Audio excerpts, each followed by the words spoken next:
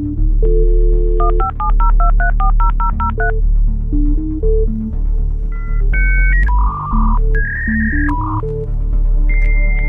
February 1985, an 18-year-old Kirkland, Washington man pled guilty to 4 counts of computer trespass.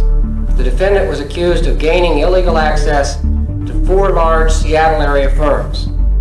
Would you state your name, please? My name is Mike Wilkerson.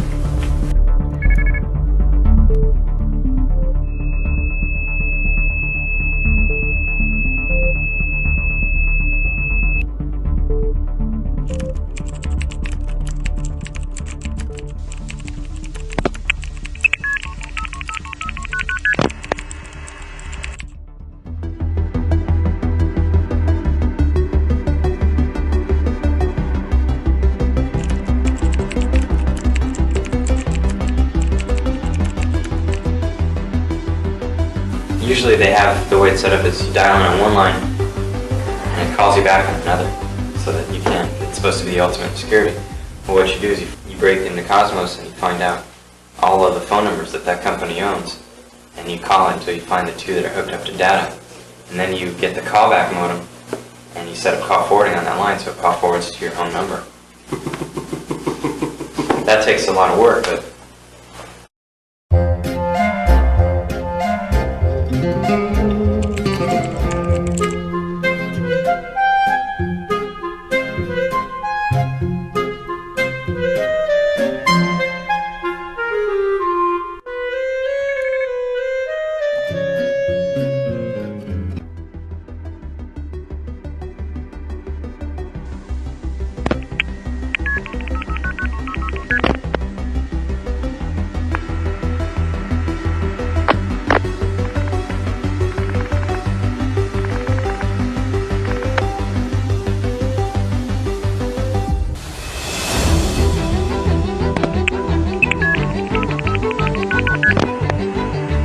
haven't been caught, you have this invulnerable feeling.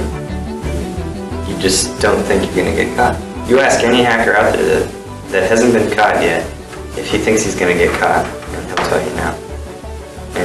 And if they tell you yes, it's because somebody close to them just recently got busted, and they have a feeling of being watched. Hey, everybody, tune in to Recent Tartarians! Recent Tartarians. Recent Tartarians.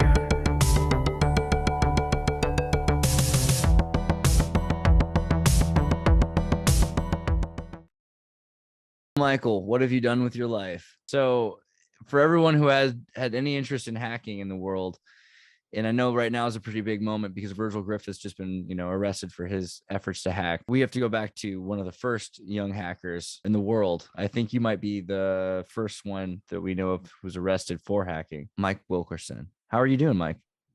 I'm good. Thank you. Pleasure to be here. Man, this is crazy. I just looked at that video. I don't think a lot of people understand how much the world's changed, and yet how computers are at the forefront of it.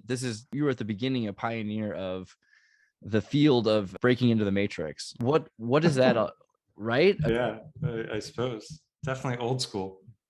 So, okay, what's the deal with that story? Like, really quickly, I just want a little backstory on that. Like, that's a video of you with the government. What exactly is that? After I was caught for hacking, I went through a whole court proceeding, and there was a plea bargaining. And one of the things I agreed to was that I would do an interview or a debriefing for the different detectives and people who were involved in the case, for the security officials that were running the companies that I got into. Yeah, so they also brought in, I think the Secret Service was there, the FBI. I don't believe the CIA were there, but it was a room full of guys that basically grilled me for a couple of hours and asked me a lot of questions.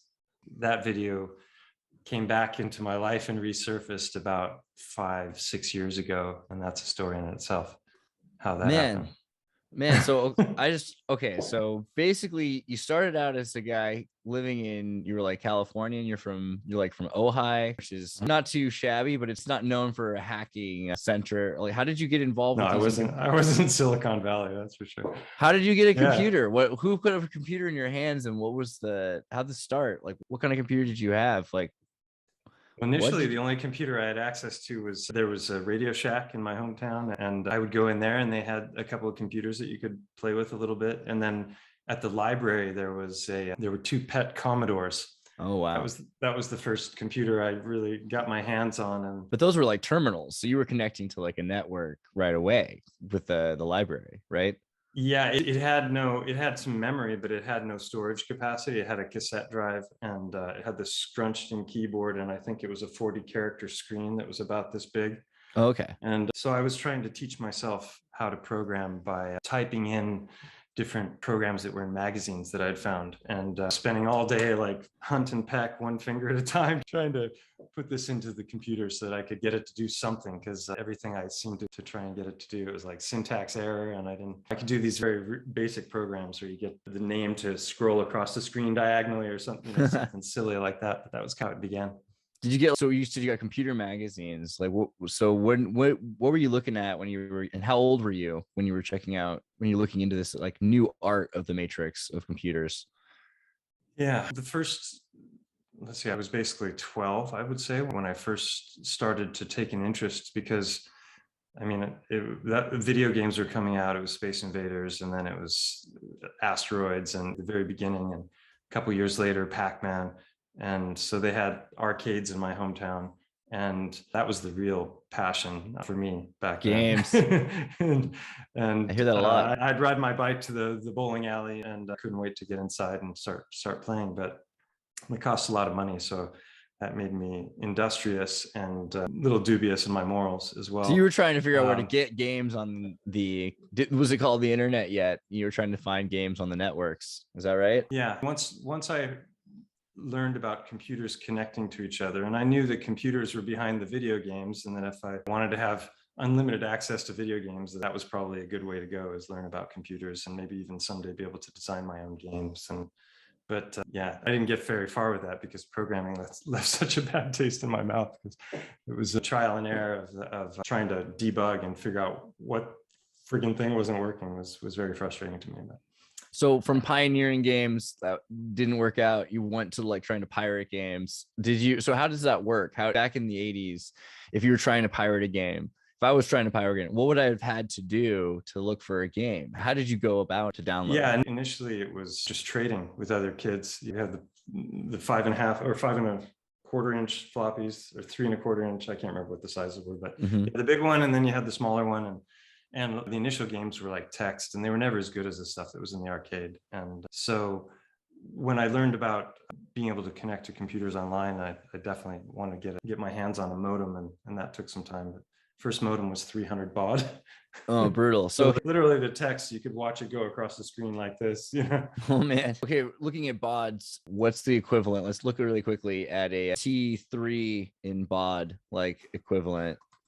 I'm really curious. Modem. So 1.5 billion 440 million times the speed, or something like that. So if you think about it, the internet's a lot faster now than it was then. And even at 56K, that's 56,000 baud, right? In the 90s. Yeah. So it's 300 versus 56,000 even at the latest in between. That is pretty wild. 2,400, and then it jumped up to the 50. Oh no, they had 28.8. Wow. And then up to 56K. So when you're downloading something at that speed, and again, you had to call in. I'm gonna look at a picture also of the modem. I think I've got it. That's a blue box. There we go, like this kind of thing. Yeah, no, that wasn't a modem. That's actually a device that was used for hacking the telephone network. Oh, so it's a blue box, you say your first modem was? No, my first modem was a Hayes micro modem, or a Hayes off hook coupler micro modem, I think, or some long name. Like something like this? Or did it look like this, or how did it look? No, it was a little gray box. They had the acoustic couplers, which in like the movie War Games, puts it on, and then those were slow, but it's the same way of communicating. And then with the faster modems, it was just higher and higher speeds. So they went from having an actual phone plug in, literally you put the phone onto the modem and it would have a suction cup looking thing, to like having plugged it into the phone or into the wall. Yeah, this makes more sense too. Just having like pure signals, sine wave signals sent out in transistors to replace the modem. But that's crazy that you just plug a phone into that. That's awesome. That's crazy. So you had to call. How would you find the phone numbers for to networks to connect? So you wouldn't just find, there's not just the internet. You got to connect to different kinds of networks. How would you find these phone numbers to connect to these different peer-to-peers? Yeah, if it wasn't something you saw in a magazine or heard about from a friend or from a local computer store, then usually what people were doing, if they were looking to try and get into other systems, they would use these different scanning programs that would basically call every number in a prefix. So if your number was 555, then you would start at 0001 and work your way through all 10,000. And so what it was doing was it was listening to see if the phone was answered by a modem. Mostly you would find fax machines, but 3 out of 4 would be a fax machine, and then every once in a while you get a computer that would answer, and so the program would register that. So I'd go out for the day and go swimming or whatever, and come back, and there'd be a list of different things to check out and see if I could get into something. That's crazy, because it's a lot. It sounds like War Games, the movie with Matthew Broderick, like almost entirely, that you would have a machine that's in the movie. They call different systems and try to get. Is that literally so? How dangerous was that in that particular circumstance? They show a kid getting in trouble. It sounds like went through the exact same circumstances of War Games. Did the movie War Games not scare you off from doing this? I was already pretty deep in. I'd been involved with it for like 18 months before War Games came out, or 2 years maybe. Yeah, so that I felt like I was watching a movie about my own life at that point. Wow. And it was a lot more dangerous than I realized, because I didn't, a lot of what I was doing was in other states when it came to getting into systems, because we'd use these long distance codes, and then later we would learn how to blue box in order to make free calls.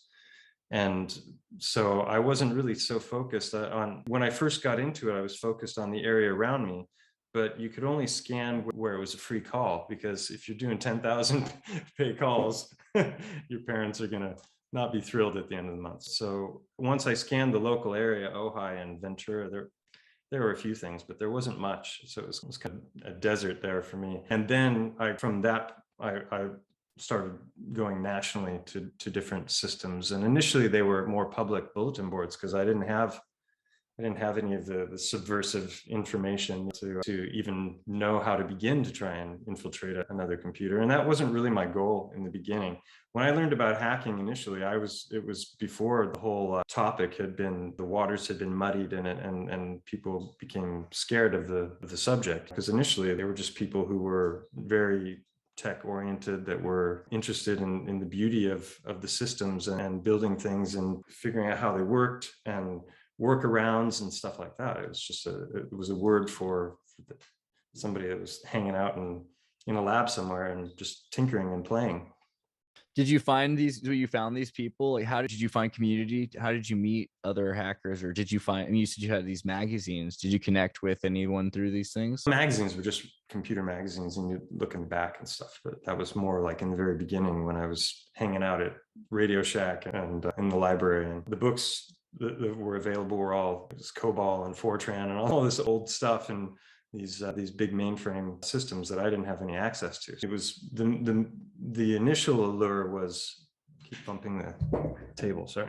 The initial allure was the bulletin boards, because then you could connect with other people and you could learn from them. And then eventually I came across different publications like 2600, and actually no, 2600 and FRAC started after. Back when I started, those didn't exist. It was TAP, and I can't remember what it stands for, but it was Abby Hoffman was one of the people who started it. And it was all these things about how to game the postal service and how all these things. And then there was that, and there was the Anarchist's Cookbook, and these were files that were circulating around. Eventually you'd come across them and it'd be like, okay, well, who wrote this stuff? And they must know a lot. And so what I found is that a lot of that was pointing towards the East, and a lot of the bulletin boards that were well known, that were said to secret portions where people talked about this sort of stuff, those tended to be on the East Coast. I never really found much in California at all, which was really shocking considering Silicon Valley was right up in your neck of the woods.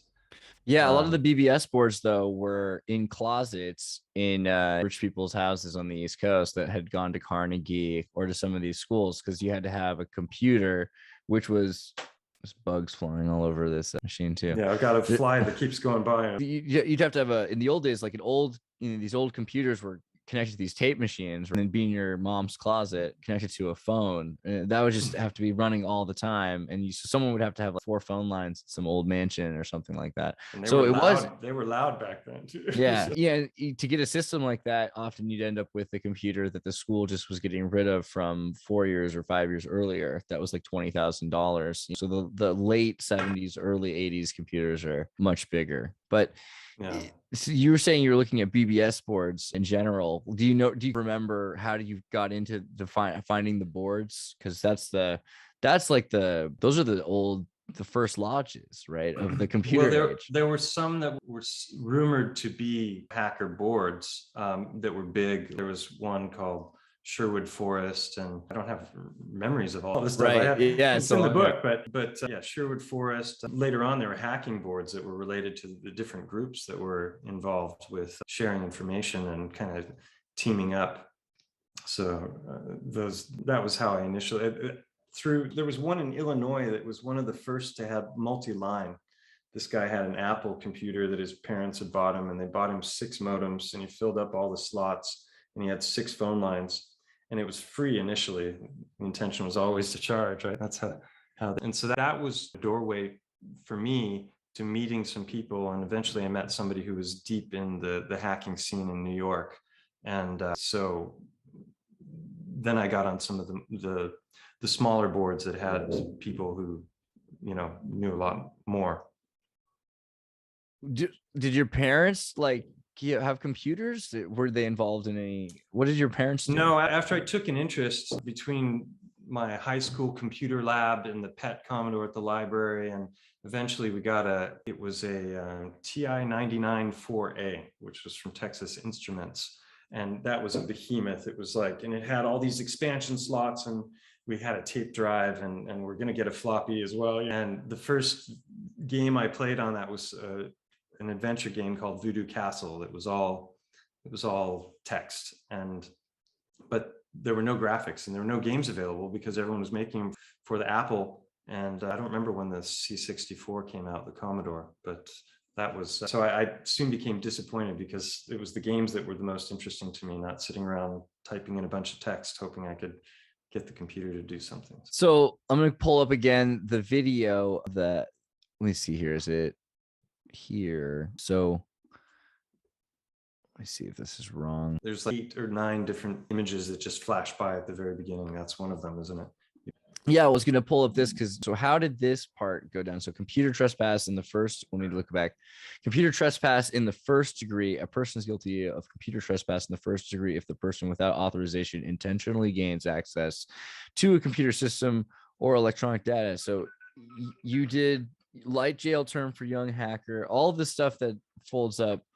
Crackerjack hacker reportedly considered for computer job. What happened here? So who did you hack that eventually got so upset at you? There were 4 companies that they charged me with, and they only did 4 because of all the paperwork involved with each of the charges and all the investigative work. So I had been flying, like that last picture was of some guys in front of a car, and I was going on trips to the East Coast. So I was actually meeting with other hackers and going to what at the time they were calling hack cons, which morphed later into DEF CON, which is this massive thing now that happens in Vegas, I think a couple times a year. But initially it was these East Coast hackers that were part of a group called Legion of Doom, named after the Superman story. And the other was called Masters of Deception. And so they were known to be rivals at the time. And this is early mid 80s.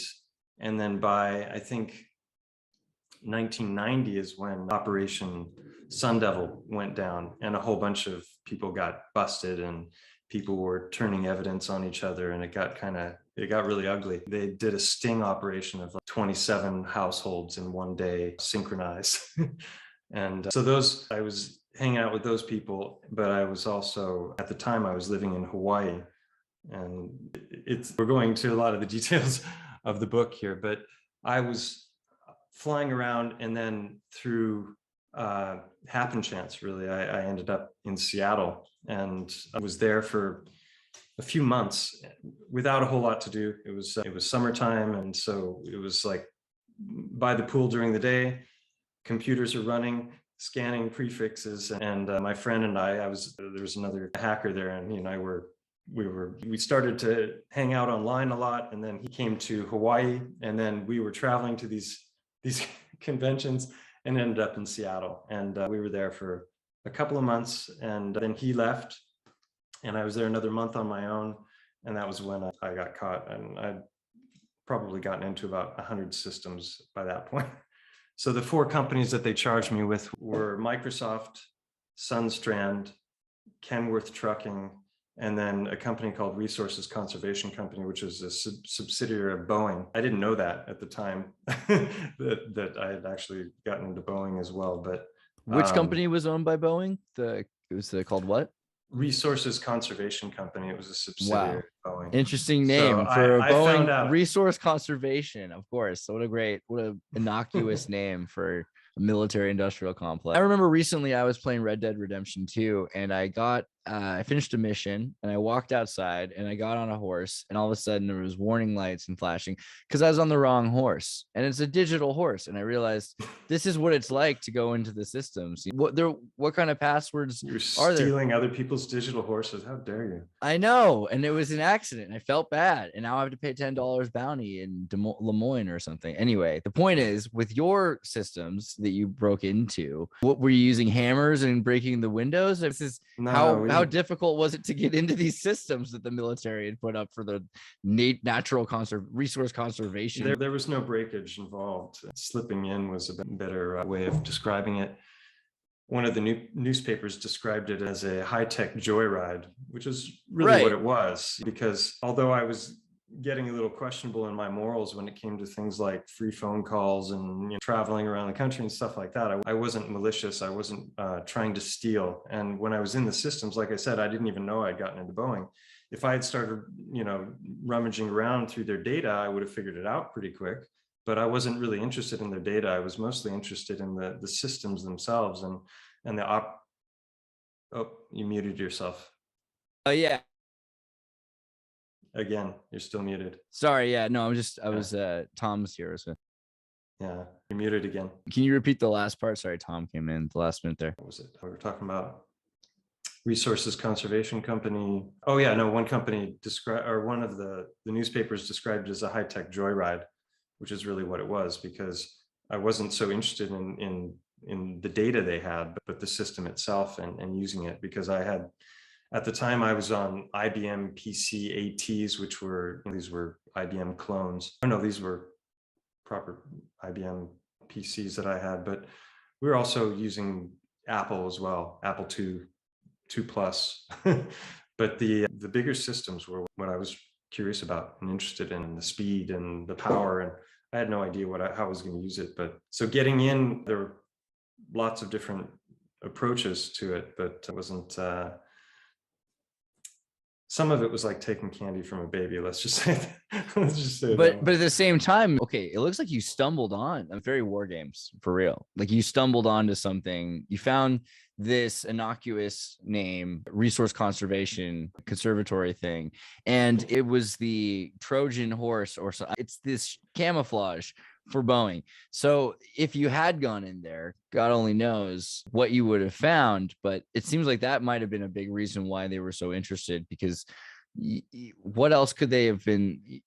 It sounds like, in other words, Boeing was hiding their system with another name rather than having their own named system. Like you could get in, if you could get in, or they might have been contractors that were just assisting with different projects that were related to Boeing. Yeah, because you weren't trying to find out. Well, okay, so then the other thing was Microsoft's pretty big. You would have thought a computer company would have had better password control? No, nothing. Like what was Microsoft's security like at all? If you're saying it was just a joy. That particular system, I was in, it was a VAX 11785. I was in with full system privileges. It was probably one of the systems that you get in. Sometimes it was as simple as a default password that hadn't been changed on an account that wasn't being used. So the systems would come installed with different accounts that were used for administration, and you had the admin account, obviously, but then there were others, like on the VAX system, there was one called systest. And if they didn't change that password, you got in with capabilities that allowed you to make your own accounts and look into any file. And so it was pretty egregious error on the part of the people running those systems. I'll say. Okay, so if the systems themselves were not well protected, it doesn't sound like you needed to do any espionage work or anything to that extent. But do you have any? I know, like in the movie Hackers, there's a lot of, I guess, to call them in and ask them for a phone number. Did you have any kind of experiences where you used human error to glitch the system, or? Oh yeah, that was actually, some of the hackers were incredibly proficient when it came to programming, and they'd write their own routines. They were amazing. Machine code, all of it. And I was definitely more of a social engineer hacker. That's the term that was used then. It's still used today. And it's basically the understanding that the weakest link in the security systems is always the people that are using them. And yeah, in fact, one of my hacker friends that was on the East Coast, the video smith, he was a very knowledgeable, talented guy. He was the one who nudged me in that direction, because I'm like, you know what, I can't get myself to do the programming, but I love the operating systems. I love the software. I love the learning how all of it works, and talking to people was fun too. And there were these things called Alliance teleconferences back then that were amazing. Have you heard of those? No, is it? I imagine a teleconference. It was like the original teleconferences, and then they had a whole backbone of infrastructure to make this possible, because it was through the regular telephone system. It wasn't computerized. You would call in on a number, and you would basically drop in on a conference, and you could have, I can't remember what their maximum number was. It was like 50 people on a conference. But there was no controls, like you couldn't mute people, and like you can today on Discords and stuff like that.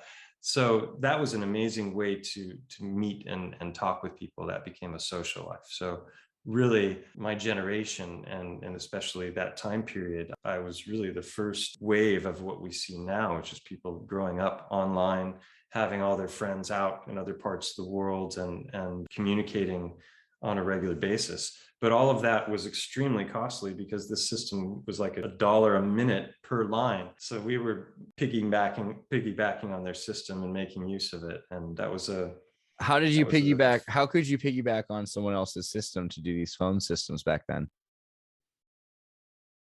To be honest, I don't even remember how they would set up the conferences. I was usually not the one doing it, but you would call in on a number, and I don't know how the payment thing was.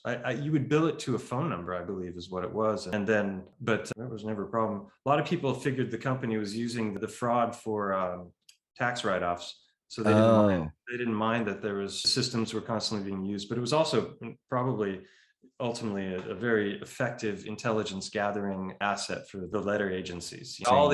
You get all these subversive types that are there talking and sharing secrets and everything. So I wouldn't be surprised if it was all recorded somewhere. Oh, wow. Yeah, total honeypot. So somebody that comes up when you think about phone hacking is John Draper, aka Captain Crunch, the phone freaker. He used a Captain Crunch breakfast cereal whistle, or was it an Oscar Mayer? Was it Oscar Mayer whistle, or was it the Captain Crunch whistle? Yeah, 2600 hertz. Yeah, so so what's the deal with the 2600 hertz? What does this really mean? Yeah, so basically, like whenever you would make a call that was long distance, or you needed some kind of an operator function, you call an operator, and the operator is using the back system. And the back system is driven by multi-frequency tones. And so when you are talking to the operator and you hang up, I believe the way it works is that this tone is automatically sent to the operator's system, and that drops the line, and then she goes on to another call. But by blowing this tone while you were still online and hadn't hung up the phone, you could knock the operator off of the trunk, and the trunk was her system is making use of a particular channel of communication. You would take over that as if you were an operator. And then if you had the ability to produce the multi-frequency tones, just like her system did, and you knew how the system operated, then you could do all the things that the telephone operator could do. So this is the whistle. You would blow the tone, and it would knock her off. But then there were other devices. There were all kinds of things that they were called the colored boxes. So you had the most famous of them was the blue box. And the blue box would produce the multi-frequency tones that the telephone operators, yeah, that's a blue box. Yeah, so you have this keypad, and then that one there, yeah, the A, B, C, D, those are these extra tones that the telephone operator's system could produce. And so you type in the different codes that were needed, and using those tones, you were an operator basically from your own bedroom. Wow. So and then there was another one that was called a red box, and that would produce these little tones that would go beep, beep, beep, beep. It's actually in the promo video. You can, if you listen, you'll hear both the 2600, that's that long solid tone.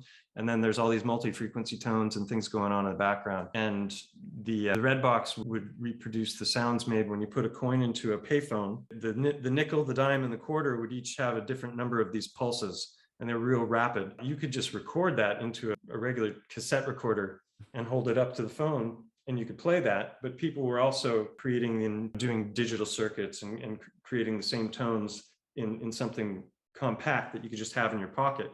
So all you'd have to do is put in a nickel to get it into coin reception mode, and then you could just rack up $20 if you wanted it in charges, and then you could call anywhere in the world. And then it would, at some point, it would ask you, please deposit some more, you hit the button some more times. So these were tricks that people were using, and some people even were doing the hacking from payphones, because you could go acoustic coupler, and you could sit in a payphone in different places and access things. That's crazy. I think a lot of people don't believe the movie Hackers at all, but it sounds like everything in the movie Hackers really existed at some point. You'd have the payphone modem. Yeah, especially connection. like flying through 3D file structures. We were definitely doing that. Yeah, back in the not. I mean, I was, but yeah, maybe not. Even nowadays we don't do that. But we need to. It's time for the VR headset to really bring that on. So then there's Kevin Mitnick. Okay, I think about Kevin Mitnick a lot. He was the Free Kevin sticker guy.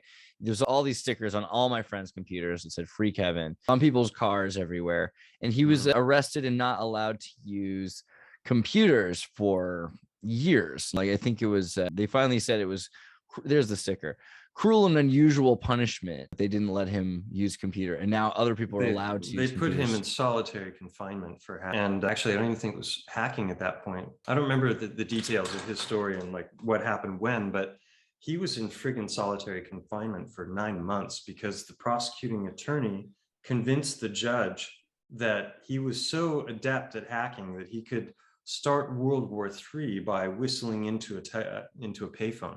So they decided that the easiest thing to do to keep him from having access to any technology was to throw him into solitary confinement. I think he did 4 or 5 years in prison total. He was, I can't remember, I think he was in twice. It says there, read it, 2.5.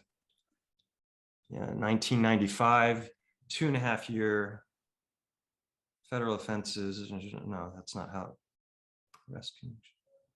Pled guilty to 4 counts of wire fraud, 2 counts of computer fraud. So this is 5 years. Yeah. About 5 years from 90. If he was arrested 95 and then released January 21st, 2000. His story is amazing. I read his autobiography. He was on the run. He was the most wanted man in the US for a long time, or at least the most wanted hacker. That's convicted of copying software unlawfully and everything. It looks like there's this huge war that's going on against hackers. And I don't know if people who aren't into hacking know, but Kevin's not a terrorist, and he wouldn't whistle to start World War III.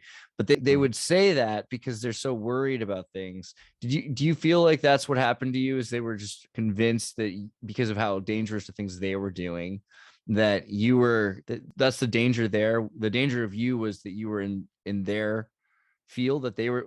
How close were you to something really scary? Well, I was really on the turning point for legislation you could say that I was the scapegoat for the new wave of legislation that was coming. I was definitely I wasn't the first to be prosecuting I was the second person in the state of Washington to be prosecuted under the new law, which actually, codified hacking as an offense. Up until that point, it didn't exist anywhere on the books in the United States. And so when they would catch hackers, they were actually charging them usually with fraud of one type or another, defrauding the phone system or credit card fraud or those kinds of things. Not like breaking in, you'd think like breaking and entering, because you're breaking into someone's property. Yeah, and so it was a difficult thing for them to try and define. And so the guy who was assigned to my case, the prosecuting attorney, was actually the co-author of the legislation that I was being charged with. He had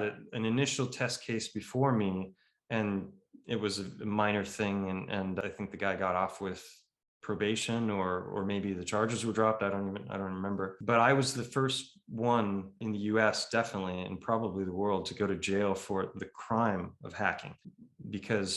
And then a year after that was when the Computer Crime and Fraud Act was passed. And that was a national legislation that made it a felony offense. I ultimately was charged with gross misdemeanors. The prosecuting attorney was he wanted jail time because they wanted to send a message especially to young hackers, to people like me. I was 18 at the time. I had just turned 18, 2 weeks before I was caught. That's usually when some of those hackers were thinking about, I think I'm going to retire now. We're getting away with all kinds of stuff, but they realized that, now I'm an adult in the eyes of the law. And I was a little too careless, too much bravado. Yeah, too carefree. Too carefree. There's some footage of you around the age of 18 on TV I wanted to show. This is you. This is you. That's a few years later. To fly, yes or no, to check your equipment real thoroughly. Wilkerson, Gibson, and Brody Mate are 3 students learning to hang glide. What's your deal, bro? You're hang gliding? That's not me. That's Brody Mate. There he is. Where's you? Hold on. Is it this? That's me. I'm in the air. That's in the air. And that's my teacher. This is me. And the reason my legs are still going is because he told me to keep running for 5 seconds after the launch. It's not that I didn't know the ground wasn't there. At the end, there's a great clip of me coming into land, and I land like a butterfly. So let me wait. Let me pull that up. That sounds great. Is this it? Sting like, what is it? Fly like a butterfly, sting like a bee. Here we go. It looked like so much fun, I figured. Woo! That was when I was still learning, but I did hang gliding right up until I left for Europe in '97. So how did you? I was doing that for like 10 years. Did you start hang gliding when you started hacking? Like how's that? No, that came after. Yeah. So after you were I had done to do hacking, something once the hacking was gone. Because after I got busted, I wasn't like Mitnick or some of these other hackers who were like, you're not allowed to even be near a computer for 2 or 5 years or something after the fact. Nothing like that. Was I had probation, I had some jail time, I had some fines and community service as well. And we can come back to that in a little bit. But so yeah, it was, the sentencing was fairly light, and I just forgot what we were talking about before that. But, well, just how you got into hang gliding and what you did because of hacking, like your. Oh, that's what I was gonna say. All my equipment was confiscated. And, brutal! They took your so computer. It took computers. I had many, several. Yeah, it was. And all the equipment and peripherals and everything. Yeah, they took it all. They came in. It was all evidence in the trial, in the case. Right. Yeah, and so then once the whole thing was over, and that took about a year for that to complete, then I got a job. I was working. My first job was in a deli, making like Subway type sandwiches. Just before Subway existed. And then were you vegetarian at the time, and you're making like meat sandwiches? I've been a vegetarian my whole life, but yes, I was making meat sandwiches, and I was a waiter for many years. So I served a lot of meat over the years. I don't know. Maybe there's a karmic implication there. I was thinking I wasn't eating it. Yeah. You can't be neutral on a moving train. So you had started this hang gliding, and what led you to do hang gliding? How did you decide that you wanted to do that? Oh, that was later after the bust and the trial was done. I moved back to California. I was in Seattle just kind of a fluke. And then I ended up being there for a few months. And then around the time I was considering leaving and going back to Hawaii or back to California, that was when I got busted. And then I had to stay for another year. So that I got a job, I ended up having a girlfriend, and all of a sudden, a lot of things that were missing from my life that were part of the reason that I was such a techie. I was into the video games, and I was a classic early 80s nerd. Not that I wore the glasses, and I didn't look. But it got you outside when you had to leave your computer. What, it got me outside when I had to leave? Yeah, like when they took your computer away, you started doing all these other. Yeah, exactly. Yeah, all of a sudden I was out in the real world, and I had to support myself as well. Yeah, it was, but I was loving it. I was enjoying it, and going downtown Seattle and going to dance clubs and that sort of thing. So I was together with a girl for about a year and a half, and then we split up, and I moved back to California, and then I worked in a hotel in Ojai. I was initially in Ojai, and then later in Santa Barbara. And I worked at the Ojai Valley Inn and was a room service waiter. So, going to the rooms with the trays, and it was an absolutely fun job. And I ended up going to massage school and then taking hang gliding lessons and going back to school. So I dropped out of high school, passed the California High School Proficiency exam while I was a hacker. And then went to junior college for a while, wasn't interested in studying at that point, and dropped out and ended up in Hawaii, and all this other crazy stuff happened after that. So then back to California, massage and hang gliding and school. And then for university, I went to UCSB, Santa Barbara, started as a philosophy major, and then went on to graduate with a bachelor's in Italian cultural studies. And I studied in Italy for a year of that. And that was where I met my partner. And eventually I moved back to Italy. But so then you escaped the computer world. You got away from the Microsoft scene of Seattle. Hold on, someone's trying to.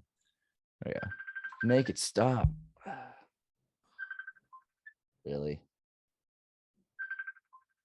Make it stop. Brittany, I'm trying to record with Mike. I thought you were doing a link for your video on Twitter. Sorry, just send it to me when you have it. Sorry, I have to start it late. Oh, sorry. Yeah, that's fine. Cool. Hey, Brittany.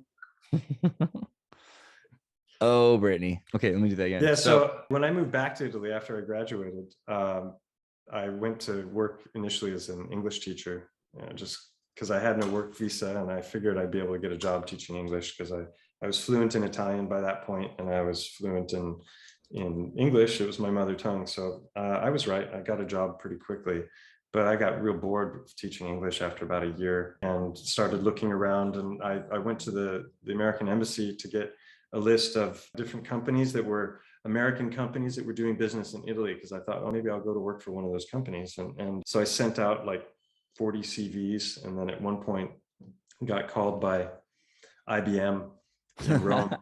And IBM, they wanted me to come in for an interview, and I'm like, oh my god, IBM of all companies. And so I went in, and that was an interesting experience. They didn't know anything about my past, and at no point did it come up.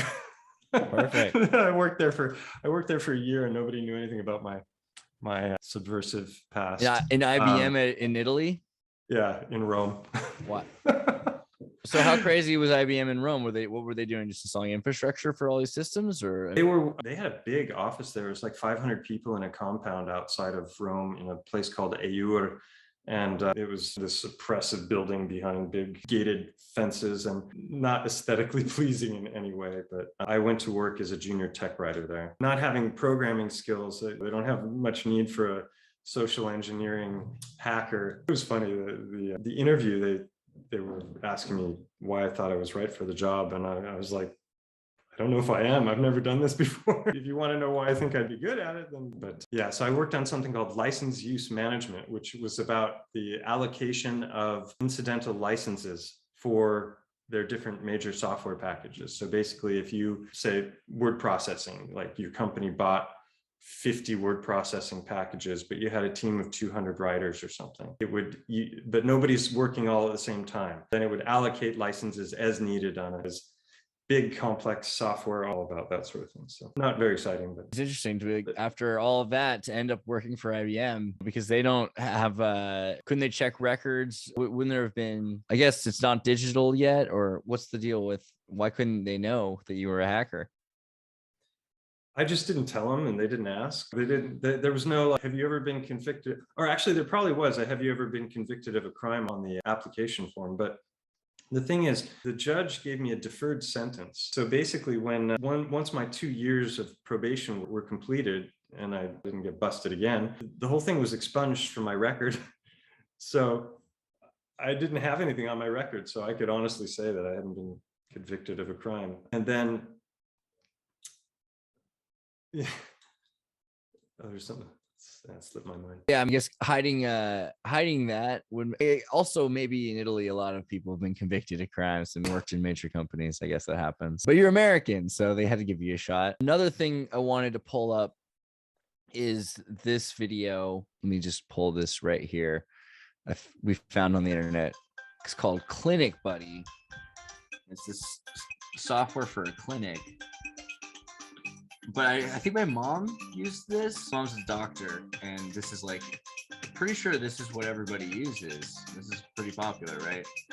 It's definitely the biggest in Scandinavia, and other countries in Europe are using it. Yeah, this is a company that I co-founded. So in my attempts to get away from tech, I always seem to come back to it. This is great. I like the Swedish pop kind of backing to the music here. Yeah, it's this is the first video that I ever edited. So I love it. My friend Jesper, he was the founder of the company, and I was co-founder, but he was the real genius behind it. So he had all the programming skills, and I was going to chiropractic college in Stockholm, and he asked me at one point. I was involved with the student council, and so that was how we met. And he approached me one day. He's like, I've been making this software to run a clinic. And I'm thinking, how good can this be? This guy's, pause it right there. This is cool. I'll talk about that in a second. So how good can this software be if this guy is like 25, no experience in writing anything like this, and he's going to try and compete with these bigger companies. That it was amazing software. The guy is truly a genius, and he showed me this thing in about half an hour, and I'm like, this is the best thing I've ever seen. It's for the soap notes, which is keeping track of the patient's record.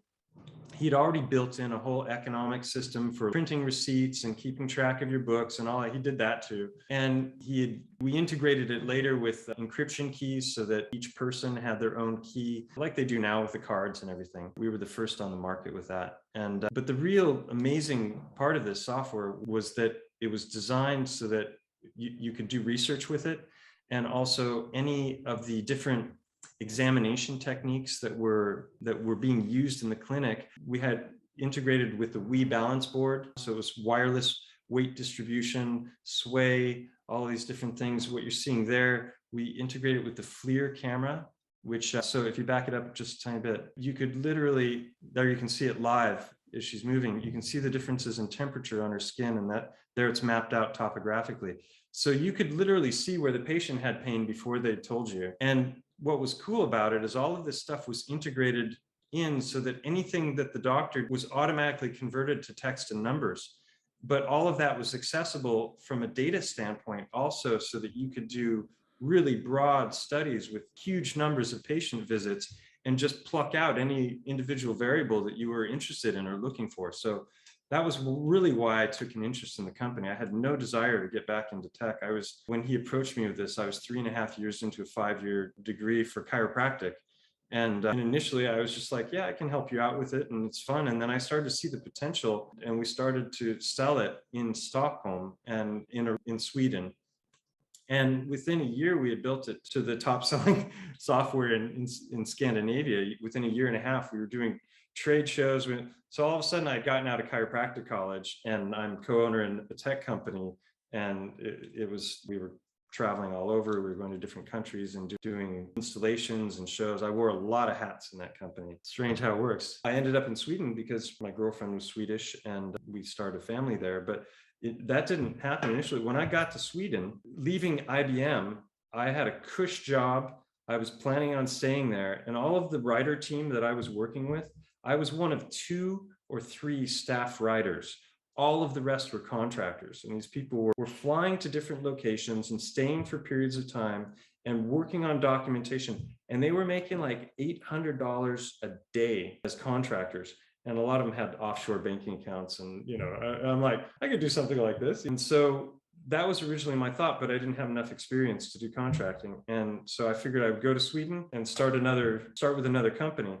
And I got there in 2001 in June, right when the IT bubble burst. Boo.com went belly up. All of the tech stocks started to plummet. And I was sitting there in Sweden. I had 2 companies that I was hoping I was going to set up a bidding war between them to see which company wanted me most. And all of a sudden, every company in the country was on a hiring freeze that had anything to do with tech. And I found myself out of work, had left this job at IBM, a child on the way. My daughter was born. She was born just a few days before 9/11. And so it was a pretty heavy duty time because I'd left this whole path that I was on with the intention of continuing on it. But ultimately, it was a blessing because I didn't want to be in tech anyway. I wanted to do something that was more grounded in reality and working with people and communicating and using my mind and my body in a more complete. So you got into chiropractic. I know that you're one of the best chiropractors from all the witnesses of my friends who've, you know, been realigned. But you also do a lot of research beyond chiropractic into geology, into all sorts of things. Actually, I'll pull up the Stellium channel. This is Stellium 7, and he's got more subscribers than me. Well done, sir. A lot of good videos here. Some of that is thanks to you, actually. But well, I hope so, but yeah. we never know. A lot of it is from your hard work that you're doing, though. I've gone around looking at this idea of ancient animals that have been lost or been found rather in fossilization processes. Do you want to go into a bit about how you got into this work? First of all, I'd say anyone who goes to this channel has to go with an open mind because you're probably going to come to the conclusion that I'm batshit crazy pretty quick. I don't know about that, but a lot of this stuff makes a lot of sense, and you're doing legitimate research. Like, this is not everyone's looking at like the 3D models of inside of the caverns of these things, and you've also gone out of your way to find a lot of rocks. I'll let you sell your pitch, but I'm pretty impressed. Well, I thought this gets back to when you and I first met also. But before we met, I reached out to you because I already had the channel and I had a few videos that I had made, and I saw your stuff. I saw a video that you did on Tartary that touched on star forts, and it completely blew my mind because I realized that I'd lived in 6 of these things, because the town that I met my partner in Sweden, in Siena, big star citadel. I studied in Padova, an even bigger citadel, the just massive city. And I studied, like I said, I started as a philosophy major and I majored in Italian cultural studies. So I studied a lot of history. I studied history of art. I studied literature, nothing on the kind of scale that you have. You're mega mind with encyclopedic memory, but I had a pretty good grasp on at least the official story of when things happened and how things came about. And when I saw this video that you did, and I saw these ruins of different, and not even ruins, present day, still functioning buildings all over the world that are on this massive scale. I lived in Rome, so I was familiar with that kind of stuff, but I didn't realize that it existed everywhere.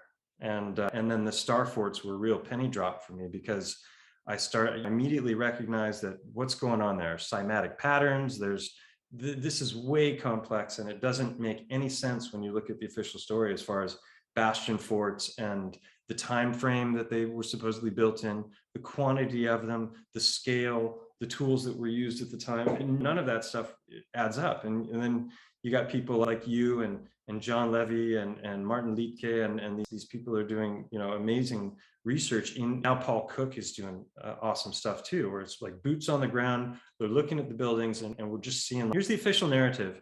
Does any aspect of this make any sense at all? And then you find out that a lot of the stories have been repeated. And so it was a real gigantic rabbit hole for me that I went down that actually dovetailed perfectly with the stuff that I was already studying on my own. And that's how we ended up meeting, because I came into the Discord after sending you some comments on one of your videos, and met 13th Monkey, Mike. Shout out to the greatest Starfort mapper in the world. Shout out, Mike. Yeah, fantastic work he's done, and not just Starforts. I don't think anybody knows the realm from an armchair as well as he does. But yeah, so oh my gosh, it's so many different directions to go with the stories. But as far as the research goes, I coined the term biogeology because there's a lot of people are familiar with mud fossils. There's a big channel, Mud Fossil University. He's been at it for, I don't know, 7 years or something, or 8 years, and presenting this idea that a lot of the stones that we see in the world are actually formerly biology, but not in the sense that geology tells us, where biological creatures have died and then settled and been compressed and then eventually forming all these different kinds of layers of stone that become more metamorphic rock, and then eventually igneous and volcanic stuff. I saw some of these videos, and I saw one by Wakey that had to do with different aspects of the cornerstones of geology and how they might not be as solid as we thought. And I think it was Geology Unveiled, might have been, or Geology Revived, I think is what it was. And questioning things like the different techniques that are used for aging, as far as documenting how old something is. And that was a new subject to me. But as I started to look at the world around me and look at the stones, I started to realize that there were different things that I had seen that didn't make sense based on what I knew about how stone is formed and erosion and how that occurs. And that was when I started to notice what I believed, or I started to believe was biology in the stones, but on a really big scale. And yeah, if you go back and you can play just the opener to that video, it's like a 30-second opener. No, not that one. One of the other video. You go to, yeah, there. So if you pause it there, or pause it on the one with the tusks, there you go. So obviously the tusks have been photoshopped in. It is Photoshop, but it has to be, right? So this mountain is called Mont Go. It's known as the elephant to locals, and I never considered for a second that maybe it could have been an actual creature of some sort. But being a chiropractor and having studied a lot of anatomy and histology, which is a study of tissues, when I heard about mud fossils, it was at the same time I saw a video about the topic of titans, which are these mountainous creatures that mythology tells us existed and some of the world's religions, but our NASA-based geology model, 16 billion years, 4.6 billion year Earth, all of that, they have a different take on things. And so what's real and where's the evidence? And I started to look at this from an empirical perspective, because I'd been up at the cave multiple times, the eye of Mont Go, and always puzzled over the structures that were there. Like, how did these form? This doesn't make any sense. And it's at 400 meters altitude. And so, yeah, it began what's now basically been about 3-4 years of study into that mountain. And also that led to other discoveries that I've got a number of videos on, which are related to the Heartstones, which you were showing before. So it goes completely against everything that we know as far as what we're told from mainstream geology. It wasn't my intention to set out to try and take down an ology, and I called it biogeology instead of just going with the mud fossils term that was being used by Roger Spur, because these stones that I was finding that I'm calling petrified organs, petrified hearts, but not just hearts, they're all there, in my opinion. We're just not trained to see them. Most people don't know the anatomy. And the people who do know the anatomy, because of the compartmentalization of the sciences, you got some people who know about anatomy and other people know about rocks, but we're not looking at rocks from an anatomical perspective because we're assuming that they're just chunks of larger structures that have broken away. And then when we see these smooth stones down by the river bottoms or in the seashores or the valleys, we assume that they've undergone this movement and this erosion and they're being bleached out, and that's why they look that way. And that's what we all grow up seeing and thinking and believing. And then there's how many tens of thousands of geologists are there in the world? Like, they wouldn't notice these things if they were actually true. This is what they call pareidolia, which is when you look at something and you think that it looks like something, but it really isn't something. It just looks like it. And so I definitely didn't want to approach this in a lighthearted way. It's a lighthearted idea, but I was very interested in it from an empirical standpoint. Like, what is this? How is this possible? Yeah. Here. Hold on a second. Okie dokie. Funny enough, hold on, let me pull this up. Funny enough, there's this movie that's out right now called The Bad Guys. I think you could also call it The Victims of Circumstance, but it's about these, like a shark and a wolf and a snake who's dressed as Hunter S. Thompson, and these characters, a spider who's a hacker. And they're they're misunderstood, and everyone thinks they're the bad guys because they look like a wolf and everything. But because of that, they become really good friends, and they end up stealing a lot of stuff all the time. They're like gangsters doing jewel heists and whatever. But the whole movie centers around this meteorite it actually turns out it comes out of a volcano, and it's a heart-shaped meteor that has a large hole in it, and it glows, or it causes telepathic telekinesis. It's a very magical thing associated with, you could presume, a Titan. And I haven't found a picture of it yet. I saw it in the theater, but the movie's so new that nobody's put a picture out of the heart-shaped meteor. But I just thought that was interesting that there's this thing going on right now in the kids movie, at least. Even if science isn't ready to catch up, they're showing kids this idea of the magical Titan heart stone, literally a giant heart rock stone. Maybe it's not out of the question that people will understand these things. It's just that the next generation, they're waiting for the next generation to do you think that they have to keep people who've already grown their whole lives believing a lie? Do you think they have to keep them comfortable while they're waiting for the next generation to know the truth? Yeah, and that includes academics. You know, I mean, I talk about in some of my videos, I talk about a term I coined called paradigm blindness. Oh, I just wanted to finish something I said before with regards to mud fossil theory, is that because I have found what I believe are petrified organs where the bodies are not present. So how on earth would the organ be found without the body? That's the question that's often asked. And I believe that's happened because the outer portions of the body have been destroyed through a cataclysmic event, and the traces of that event, or several such events, are all over the realm. So I don't think it's so far-fetched to think that the forces involved in shaping something like a Grand Canyon, to me, that's clearly a Lichtenberg figure, the Grand Canyon. Like that was formed by some kind of truly powerful, energetic event.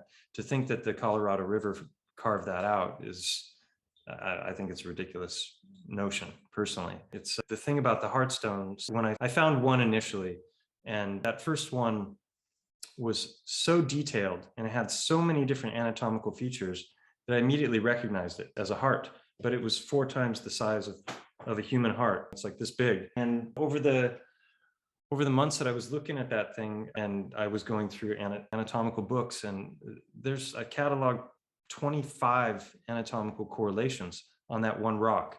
And I sent that to Roger Mud Fossils University because I thought he would want to see it and would share that with people. And he had no interest in it, which was really bizarre because it was better than anything I'd ever seen him show on his YouTube channel. He's got like 150,000 subs now or something. A lot of people are familiar with his work. And yeah, and so eventually I was like, okay, I guess I'll make a video myself, because I've got the anatomy books right over here in my office from when I went to school. And I just went through it, and I bought an endoscopic camera so that I could go into the chambers, because this thing had the overall heart shape. It had the openings at the top. It had the openings for the pulmonary arteries. it had a long list, and I show everything with video and I show it with picture, and then I get in there with the endoscopic camera, and people can decide for themselves if they think I'm on a LARP or I'm just deluded. But then I decided that thinking of the scientific method, if this is actually a thing and this is possible, it should be repeatable. So if this is really a petrified heart, I should be able to go out and find more like this and put them side by side and start. So I did that. In the second video I made, I went out and recorded myself looking for these things. And so that whole study took on a life of its own, big time. And at one point I was contacted by some people who, one of them was friends with a man who owned a very prestigious laboratory. And they were interested in these stones after having seen some of the videos that I presented. And so I ended up sending off a number of these stones for laboratory analysis.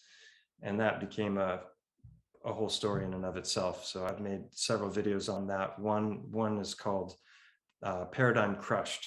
So it's looking at all of these different assumptions that are from the, mainstream geology. Academic cognitive dissonance. So that gets back to that term I coined, which is paradigm blind. Academia is compartmentalized. Everyone's a specialist in their field. They're also publishing, and it's peer review publishing. So you don't get published unless all the peers think it's worthy of being published. Duh. It's an old boys network right from the start. And that was a rabbit hole also. And it's when you start to dig into things like the Royal Society and these, you start to hear about things like Tavistock, and it starts to make you question a lot of these cornerstone principles that we're taught to accept because the science is decided and all the scientists agree. All the scientists are in agreement about climate change. Every person in the world is in agreement about climate change. Climate changes from day to day. It's always changing. It's a stupid phrase because it has no meaning. So what about global warming? Oh, they stopped using that one. Why? Because we've had some really cold winters also, and global warming is starting to look really stupid. When I was a kid, not even a kid, 30 years ago, the big fear was global cooling. We're going to go the way of the woolly mammoth, on top of all the nuclear winter of, oh, Russia's going to drop the bomb. It's all come back around again. Here we are. Russia's the big bad guy once again, just like when I was a kid. And it's like, I wonder if they're having the kids hide under the desks like they had us do for the bomb drills. And they wear human shields now. I mean, like the kids to go to school with. Well, they have masks that would protect them against the, It's kind of similar to duck and cover, really, the mask in a lot of ways. You seem to have changed in your life. I think maybe you could say that you said something about Hawaii or something changed you. You went to Hawaii and you made it sound like that was a big transitional period into. Do you feel like that's true? What happened in Hawaii? Hawaii changed me. I loved Hawaii, but in Hawaii, so I dropped out of high school and then I dropped out of college, and my stepfather was just like, all right, well, what are you going to do with your life? You can't just sit here and be a deadbeat and be on the computer 24/7 doing nothing. And I did have part-time jobs and stuff, so I had my own spending money. I did a lot of different things. I was pretty industrial. He was trying to kick me out of the nest a little bit. and the last thing I wanted to do was like go get a job in a gas station or something so that I could afford rent. And I definitely wanted to travel and I want to see the world. Ojai is an incredible place for anyone who doesn't know about it or has never been there. It's a beautiful little enclave that's north of Los Angeles, about 90 minutes. So you go up to Ventura and you turn right and you go inland, and it's this little valley that's surrounded on all sides by mountains. And it's one of the reasons I got into hang gliding, because I grew up with those mountains, and it was amazing to go cross country hang gliding and fly and jump from peak to peak. And I think I sent you some pictures of what Ojai looks like. You could show those. But with what was I talking about before? Sorry, I'm losing my train of thought. Oh, it was about how you left Ojai to go to Hawaii. And yeah. So at one point, my dad, who had a good friend who was living in Hawaii, and he was living in this kind of commune style house where basically people were all chipping in for rent and food collectively. And so they were all paying a really reasonable amount for food and board, basically. And so he offered, he's like, that's something that would interest you? And I was like, yeah, but I don't have the money for that. And so he offered to foot the bill for a few months to give me a chance to get on my feet. And then if I wasn't able to make it work after a certain amount of time, he would have given me a ticket to come back, but I would have had to play by his rules if I came back. That was the kind of the vibe. So I was bound and determined to prove him wrong, that I was going to make it and survive on my own. But I also was deep into hacking at that point. And I had the first time I went on Hack-A-Trip, this idea of like going on a trip that you haven't paid for, to somewhere crazy. I was 16. I went to New York, and I was 17 and a half by the time I moved to Hawaii. And I had learned a ton in that 18 months because of all the people that I was involved with and the things that I was doing on my own. And I was a very curious person asking unconventional questions that we're not supposed to even think to ask or know about. So then you come across these crazy things like the Anarchist Cookbook and TAP and these other. I was a mischievous kid. I wasn't a bad kid. I always had a good heart, and I wasn't interested in screwing other people. As far as that's not what I was about with hacking. I actually had a very altruistic view of hacking. And in fact, the hacker ethic is an important thing, where you realize that there are these different ideas, that it's not about breaking into other computers and stealing stuff. There's way more to it than that. And so yeah, you were talking about you talked about Hackers from Heaven also, right? Well, how did you, Hackers from Heaven is an organization that helps, for people that don't know, help people that have been help stop child abductions, help stop child pornography, help fight in the, can you explain how you got involved with Hackers from Heaven? Yeah, the judge was contacted by the founder of an organization called the National Coalition for Children's Justice, which was a coalition for children's justice. And he had seen me on television because this was big news. The thing is, like, if you go to Wikipedia, you'll find me on there. It talks a little bit about my case. And, but when you sort by date, I'm like the second person on the list, because I went to jail for hacking 10 years before Mitnick went to jail for hacking. That's how far back we're talking about. I basically got involved with this organization because the judge assigned me to them for my community service hours. Oh, your community service was to help Hackers Yes. from Heaven. That is the coolest possible community service. That is amazing. It was friggin' amazing. Yeah. I envisioned myself with like orange vest on the side of the road, picking up trash for 200 hours. That's what I would have seen too. Yeah, That's amazing. Yeah, and this guy saw me on TV, and he's like, he seems like a good kid. He's like, maybe he'd like to use his skills to do some good. And I didn't even know about this until I can't remember if the judge told me at the sentencing, or if I think it came after the fact. I think my lawyer contacted me to let me know that he had heard from this man and that the judge had assigned me to this organization. We had this amazing several phone calls. He's still alive. He's Kenneth Wooden, the founder of the NCCJ. He wrote a book called Child Lures back in the 80s, or it might have been the late 70s when it was printed. I'm not sure. And he was trying to make the US aware already then that there was a systematic, organized human trafficking, specifically child trafficking organizations and networks. And I was 18, and he was talking about SRI, satanic ritual, or SRA, satanic ritual abuse, and that there were very dark, nefarious organizations, and some were Satanists and Satan worshipers, but that they were way more of them, and they were way more organized than people had any idea about. And one of the stumbling blocks at the time for trying to find these kids was that there was no interstate cooperation from the authorities. As soon as the kid crossed the state borders, game over, basically. That was a real major miss. Also, the US government didn't have any kind of a network for tracking them. Okay, we'll put their pictures on friggin' milk cartons to scare the shit out of all kinds of kids. Then we'll scare them about the Halloween candy, and it's always scaremongering with everything, it seems. And so Kenneth Wooden, I don't know how he got turned on to all this and became aware of it, but he was doing his best to make the rest of the world aware of it. And so he got this idea to start this program called Hackers from Heaven. And I was the founding member. And then I told him right up front, I have good networking skills. I could put pieces together and design a network, but I don't have the programming skills to do it. So he asked me if I might be able to enlist the help of some of my friends. He said, who would, of course, remain anonymous. And right off the bat, I thought of a couple of my best buddies that were on the East Coast that I hadn't seen since I was busted. And I was like, this is a great opportunity to start to get, back in touch. And so you put together the A team of Hackers from Heaven. That is the greatest story ever. Yeah, unfortunately, I fell out of the loop because I wasn't a programmer, and I was living in Seattle at the time, and I had no computer.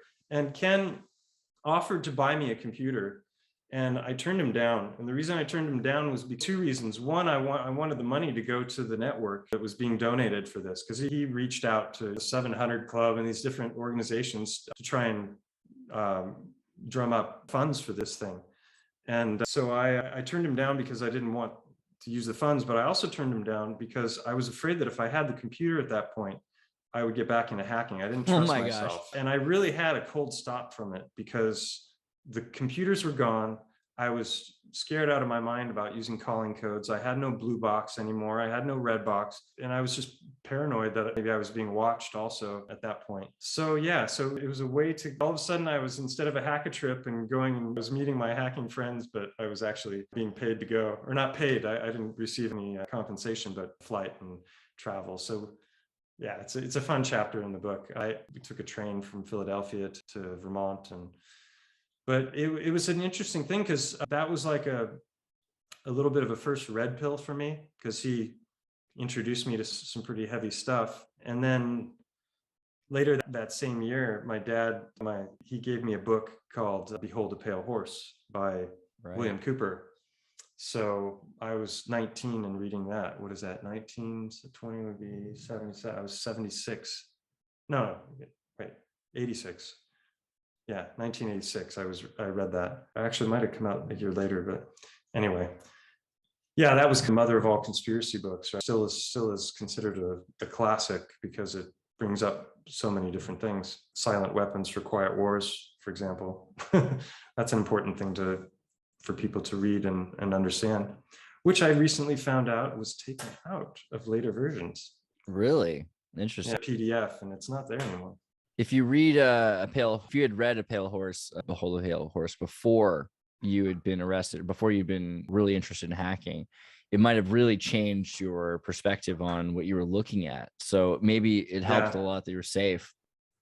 Yeah, there's a hacker, what's his name? McKinnon, I think, that was busted just not so long ago. I don't know a lot of the details of the story, but he's called the NASA hacker because he broke in to try and get evidence for extraterrestrials and other things. Yeah, and so if I had known more about the power structures and how things were really working when I was a hacker, I might have gotten myself into a lot more trouble. Like, for example, Ventura County, you got Point Mugu right there.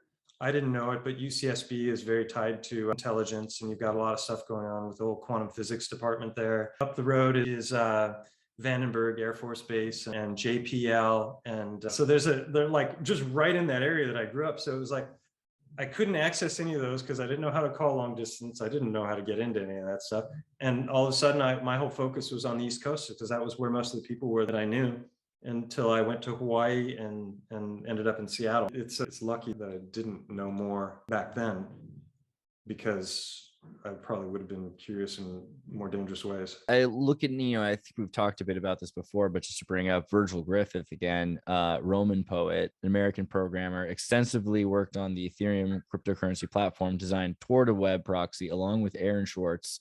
And in case anyone who isn't a hacker doesn't know Saint Schwartz, here's Aaron Swartz, the guy who is... I talk about him quite a bit in my book. Yeah, he's what a beautiful human being, and he gave us so much. And I personally, there was a lot of nefarious shit that happened in relationship to him and his charges and how he was treated. And that's a big rabbit hole. And MIT Media Labs, which is where he hacked into JSTOR because he wanted to free up. He didn't like the idea that the research that should be for humanity to make use of and improve is behind paywalls everywhere you go. So you have to either be in a university and paying a huge university tuition, or be working for one of the companies that's a contractor. And then you get free access, unlimited, to all of this stuff. But if you're some kid who's curious in a third world company who has internet access, you're not going to, in a third world country, you're not going to have access to any of this stuff. So you can't read it. So it's a grip on the knowledge of the world. And he was opposed to that. He was the king of open source, one of the co-founders of Reddit. And everything was about trying to make information free and available to people so that there's a fair playing field. And I think he's a true hacker from heaven. He's a true hero, no doubt about it. He was working, and I wouldn't be surprised if he was killed, honestly. The fact that after this all happened, he disappeared. Rather, was found hanged in his apartment. But timing of it is weird. If I remember correctly, right. I think it was like he had just rejected a 6-month offer of jail time, so he was going to fight that, and he had pretty good grounds to fight, from what I understand. So it's odd that he would take his life when he did, in my opinion. But I'm not an expert on Aaron Swartz. I've seen there's a wonderful documentary. Anyone who's curious about him should watch the documentary. It's called The Internet's Own Boy. He's Aaron Swartz. There's the doc here. Yeah, Internet's Own Boy. Definitely an amazing character. And so he had worked with Virgil Griffith, and Virgil Griffith had recently been arrested. And he's a great hacker and programmer and everything else, but also he wasn't arrested for anything of the sort. He was arrested because he gave a talk I don't remember if he talked in North Korea or talked to North Koreans in China. I think it was in North Korea because he was living in Singapore at the time.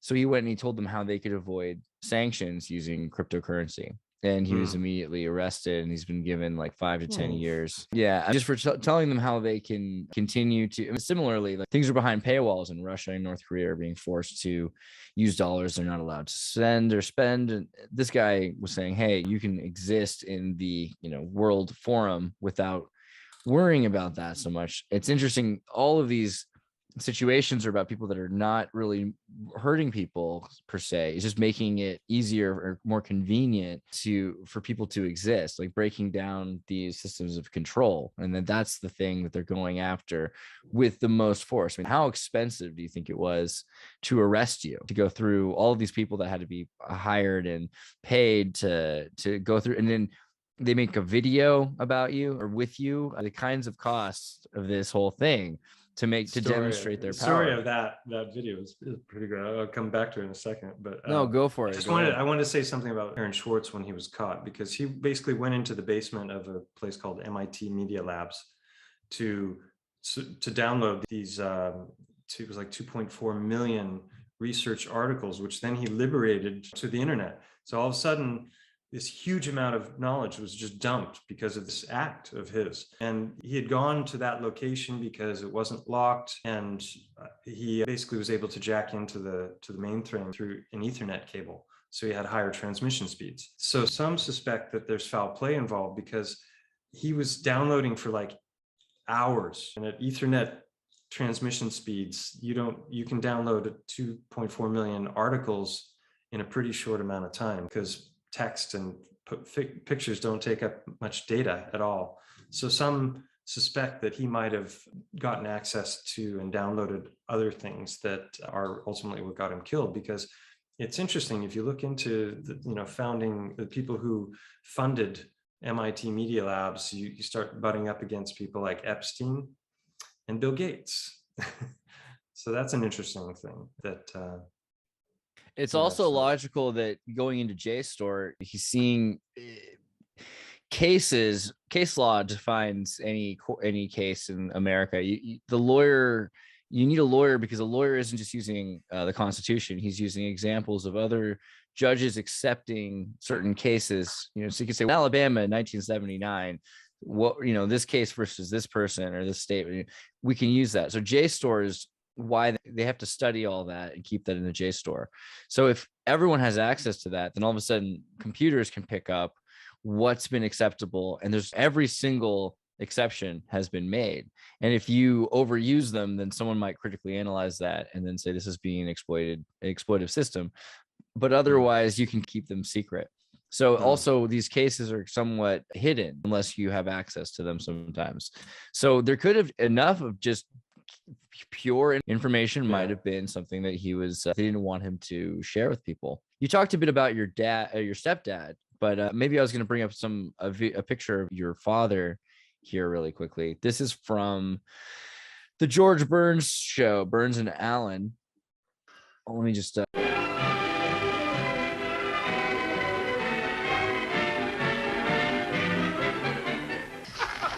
Hello, Mrs. Burns. Oh, Malcolm, come right in. We haven't got any time to lose. I'm afraid this is all going to be a waste of time, Mrs. Burns. You can't make me look sophisticated. Oh, well, I certainly can. But the first thing you got to do is get rid of that beanie and stop playing with that yo-yo. Oh, but I need my yo-yo. I'm nervous and it gives me poise when I'm talking. Now, Malcolm, do what I tell you. You want to take Edie to the dance, don't you? Yes, she's the only girl I've ever loved. But what chance have I got against Ronnie? Why, he's so tall and good-looking. Why, he can even stay out after 10 o'clock. Well, Malcolm, don't give up yet. Oh, but I have no idea of how a man of the world is supposed to act. Tricia. Now, you see what happens when you carry a yo-yo? Yeah. Well, what should I do? Well, you dress nicely, and you carry a pipe, and when you see Edie, you bow from the waist and you say, "Good evening, my dear." Carry a pipe? But I don't smoke. Well, and don't use tobacco. Just fill it full of ashes or soap or something. Edie won't know the difference. And it's Malcolm's date. Isn't she a lucky girl? You're going out with Malcolm? Oh, yes, yes. You don't think I'd go out with a kid like Ronnie? Oh, excuse me.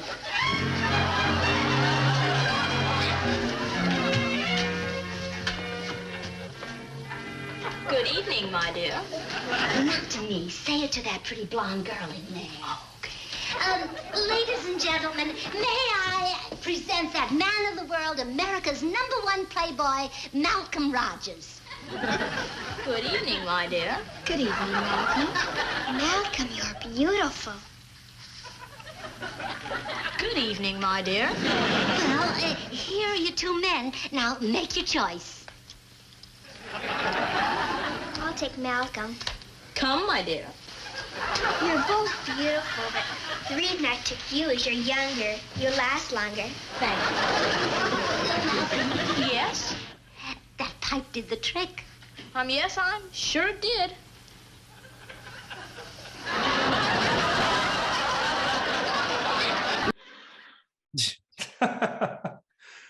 This is hilarious. This is a story that took place over 3 different episodes. It's a little side story where my dad, so these two here, they're boyfriend and girlfriend, and my dad's girlfriend has a crush on this guy right here.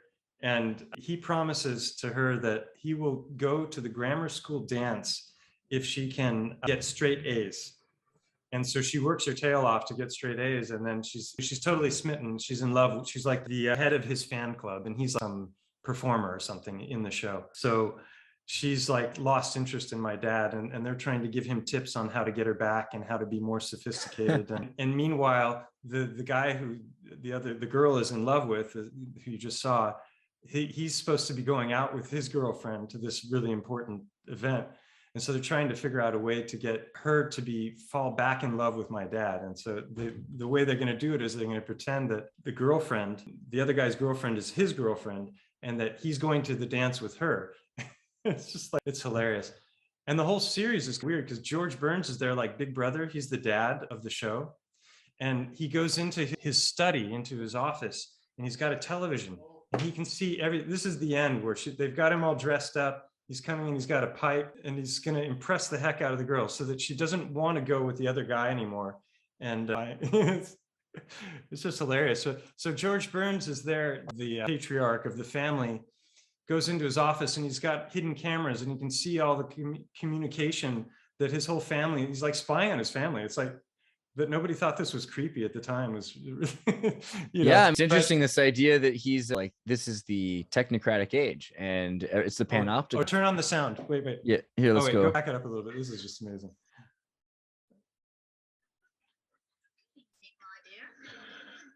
Here are your two men. Now make your choice. So Malcolm.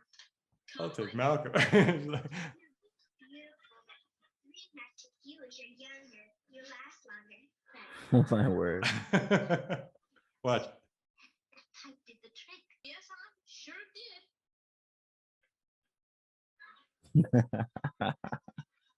I need a bubble pipe. That's brilliant. Yeah, okay, so that clearly was you my were dad. so clearly you were meant for stardom. How come we're not more familiar with your father? I guess the George Burns show. What happened with that? He was on a bunch of stuff. He was on the George Burns show. He was on Burns and Allen is what it was called. And then he was on the Bob Hope show at one point, and he was on not My Three Sons, Father Knows Best. These are all huge shows back in the black and white days there when he was a kid. Yeah, my uncle he didn't do much, he didn't do any acting. He was in one thing where he played Ben Hogan. He was a teenage Ben Hogan, great golfer.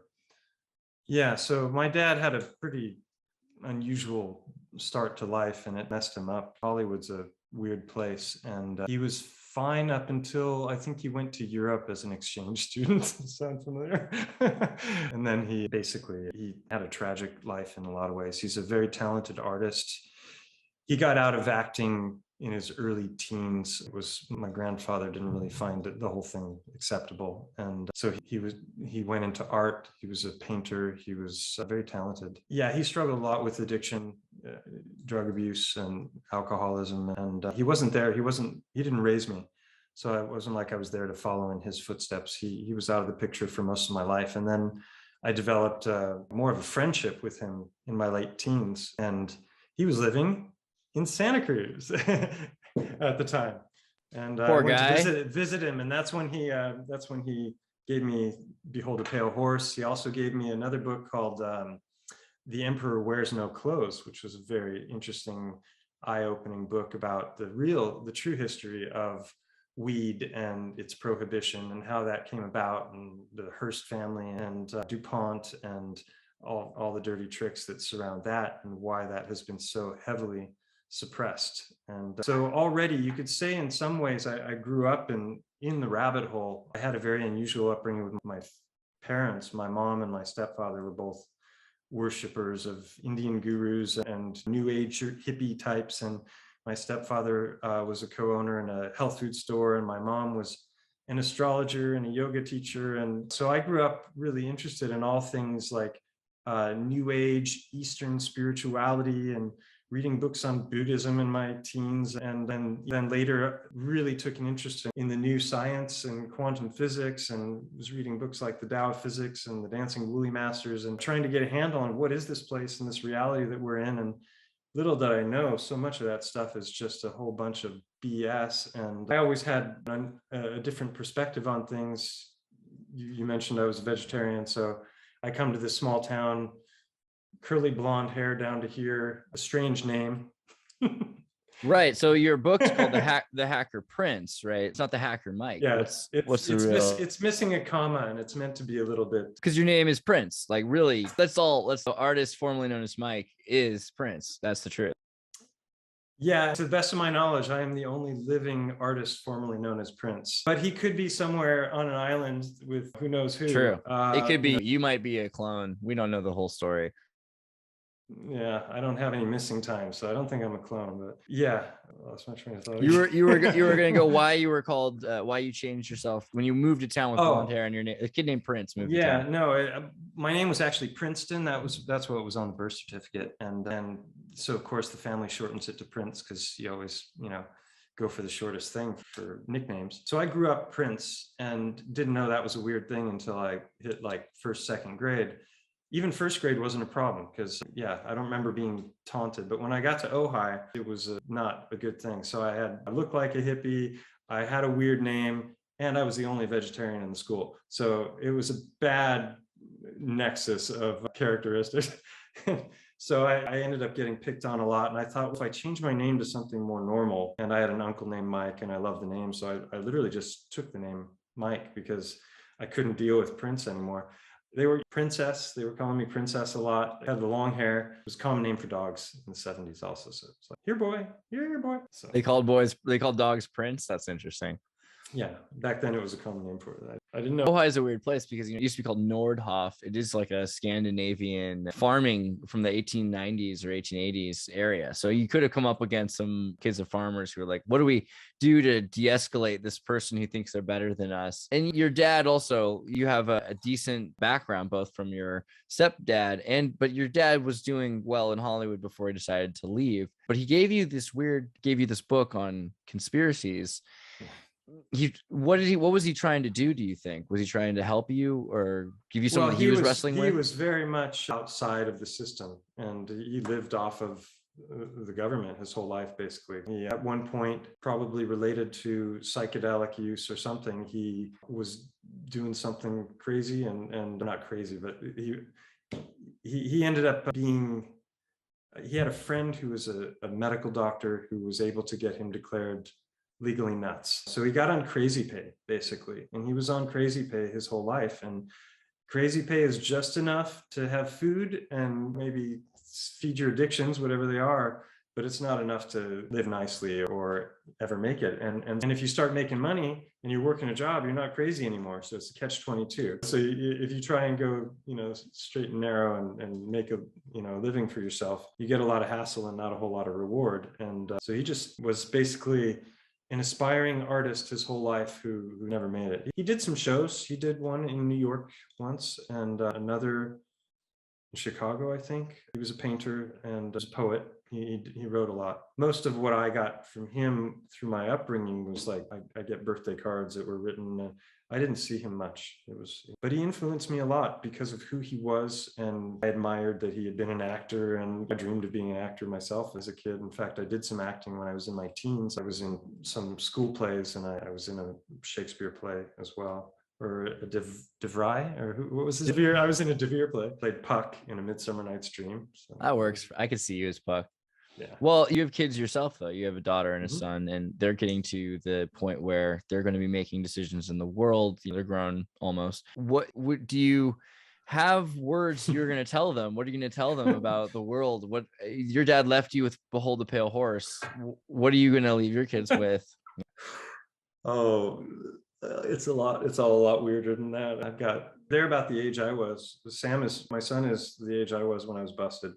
And he's counterculture himself, and he thinks the world kind of sucks and it's run by horrible people. And he's right about a lot of his views, but he's a pretty hardcore skater and listens to a lot of very rebellious music. I don't know how it's going to work out for him.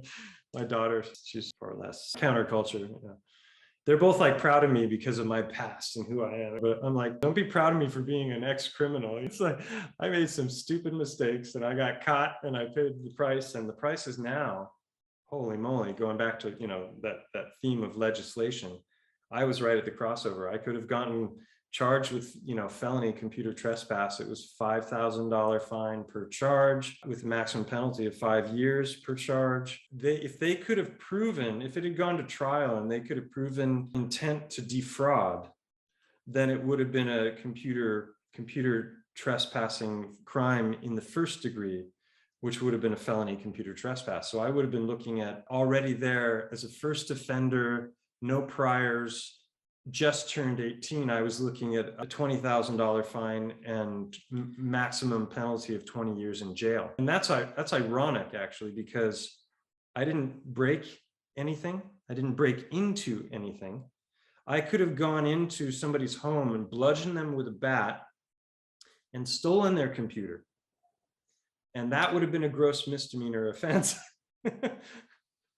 But by slipping in, if they could prove intent, that would have been worse than attempted manslaughter or something like that. So when it comes to computer crime, the real computer criminals are the white collar criminals. It's corporate espionage and these sorts of things. That's where the real crime is. They want to make it into it's these subversive types that are at home with their hoodies on, and no. The big crimes are not happening. They're not being done by those people at all. And they get off scot-free. It's like, what is it? Grandmaster Flash. Businessman is caught with 25 kilos. He's out of bail and out on jail. And that's the way it goes. What is it? I can't remember the street kid gets arrested. He's going to do some crime. He'll get out 5 years from now just to commit more crimes. That's the world we're in. I really have tried to encourage them not to follow in my footsteps. Follow in my footsteps as far as being curious and questioning all things and questioning authority, but be smart. There's consequences and for actions. And when it comes to that kind of crime nowadays, all you have to do is go to the Wikipedia page, go there. And you can see the progression. And I was the 1986 Computer Crime and Fraud Act, or whatever it's called. That was really when it went heavy duty. Where would I jump to? A list of security hacking incidents, or to No, if you do list of computer criminals. List of computer criminals. Okay, hold on. Let me jump this in right now. Is this the right one? I think this is right. List of computer criminals. Name Michael Princeton is at number 1 now. So I'm first on the list, but I think that might be because it's one of the more recent entries. But if you click if you go by sentencing date, then I'm the second. Yeah, so he was part of the 414s. So this goes back to the scaremongering. So they had to create the illusion, or not the illusion, but they had to get people to nationwide to believe that hey, these kids are some of the most dangerous thing. That's the most dangerous thing you could encounter. We have to put a stop to this. The Wisconsin hackers, what? Okay. Yeah, the Milwaukee 414s. They broke into the Sloan Kettering Cancer Center. And so the claim was they could have killed somebody. They could have altered the prescriptions of medications, and they're lucky nobody died. That was the thing. But they also broke into banks. And so they were the first ones to get charged, but Gerald Wonder, he got off with probation. That was 83. And I was the next person charged with computer crime. Dude, how are you not? I'm gonna have to write your page. This is out of control. You got there's no link for me. That's some people are like, where's this information? Like, why don't people know about this? And it's because basically all of those newspaper articles, which in the video you saw, there's a whole bunch of news clips. Those were all like, it was the Seattle Times and the Post-Intelligencer, but it was also nationwide. But they didn't go online until 89 or 90 with digital archiving for newspapers. So all of that stuff is out there, but it's on microfiche. You've got to be physically on site, or maybe they have paid services now, but it's behind a paywall, so it doesn't show up on Google searches. So there's a paper trail there for all that happened to me. But you have to know the story, and you have to know where to go looking to run across any of it. And it's taken me 36 years to write this book, just because I've had so many other bizarre chapters. And in fact, some of the people on my channel, I've never mentioned this on my channel. I've got 18,000 subs for the biogeology work, and I've never made mention of this. And they might be like taken aback or wonder what the heck this is all about once it's there. But really, if the biogeology waylaid my production of this book by 5 years or 4 years, because I started to dig into all these subjects and discover these things, and then I wanted to share them on video. It's been an interesting journey so far. It's crazy looking at this list. Julian Assange is 10 years after you're 10 years before Julian Assange. And isn't that crazy? And did he go to jail? Didn't he for a minute? What does it say there? Let's see. Penalty: a record conviction of all counts to be paid in 3 months' time. No, he just had. He didn't do any jail time. But yeah, I feel that's pretty awesome to be on. 2 weeks jail sentence, 200 hours community service, 2 years probation, fine. And here's the only link that they have. We're gonna have to go deeper into this. Anybody who wants to know this story, and I think everyone does, should go to the Kickstarter and get a pledge for the Hacker Prince book, because this is the full-on compendium of the first hack. I guess you said there's a guy who theoretically was part of the Wisconsin 414, but this is a pretty important story. I think this is one of the most important stories. It's one of the most interesting stories, looking into some of these things like the security interview with law enforcement, where they made you play this mystery date game with these people. That's hilarious. I got to tell a little bit of the story of that. So please do. The prosecuting attorney, who I told you before co-authored the legislation, he got the idea to have me do this interview because he wanted to be able to use it for law enforcement purposes, not to go after the other hackers, but to educate the heads of the security for the companies were coming. There was Secret Service was there, the FBI was there. And then also the detective that was on the case and the prosecuting attorney. So there were like 10 people in the room, if I remember correctly. So they recorded that. I remember doing it, but I didn't know the tape still existed. And so what happened was about 6 or 7 years ago, yeah, that was Turbo. You saw that, right? Further back? How far back was it? There was me standing next to a guy. Oh yeah, that's later, I think. Hold on. Yeah. When we get there. Okay. Yeah. I agreed to do this as part of my plea bargaining. But the thing was, when I was nearly done with the the first copy of the book. Turbo, boom. So that is photo evidence of when I was 16. I went on hack a trip to New York City, and I was in a clothing store and ran into Turbo and recognized him. And I was like, dude, can I get a picture with you? So we went out onto the street, and it was just so cool that he posed like that. It looks like Rico Kasich in the back there. And it's like, what a iconic picture. I'm sorry. Yeah, it's perfect. But so, yeah, and all the pictures in there, I took the ones in the end of that promo video. So I reached out to Ivan Orton, the prosecuting attorney, after 30 years later, and he was just thrilled to have heard from me because I sent him a random email. He was like, I always wondered what happened to you. And, so we got on this email exchange going back and forth, and we developed a friendship. And at one point he told me that he still had this video and it was on beta, and he somehow managed to digitize a portion of it. A lot of the video was corrupted and damaged, and he had the rest, and I still haven't managed to get it. I reached out to his daughter because he passed away last year.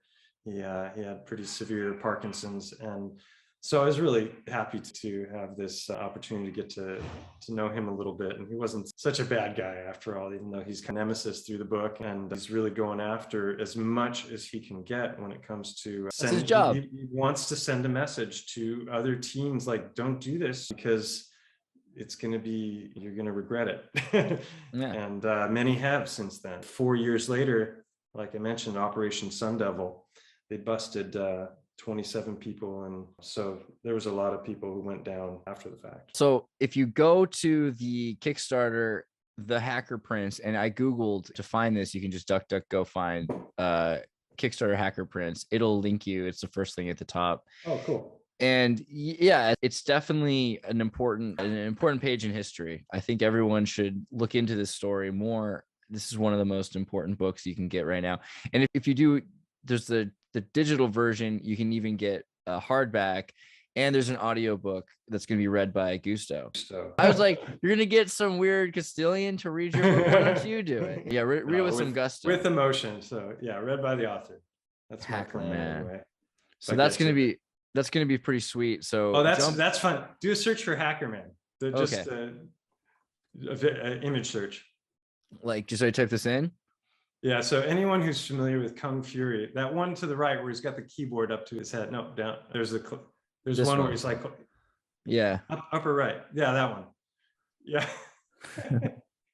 Yeah. It's like were they modeling it after me or what? That's exactly, yeah. The power glove. I've got the mullet. You could pretty much sue at that point. And in fact, there's one picture from one of the newspaper articles where I'm actually wearing reading glasses, and that's funny because I took the font and just switched out the pictures just for the fun of it. Beautiful. Mike, I thank you for coming and making the time to talk. If there's any links you want to give, I pointed out the Kickstarter and Stellium 7 on YouTube. What do you just tell them where they can find you? That's the easiest way and the liner notes of the videos on the channel have a bit more information if people want to reach out to me. Yeah. Excellent.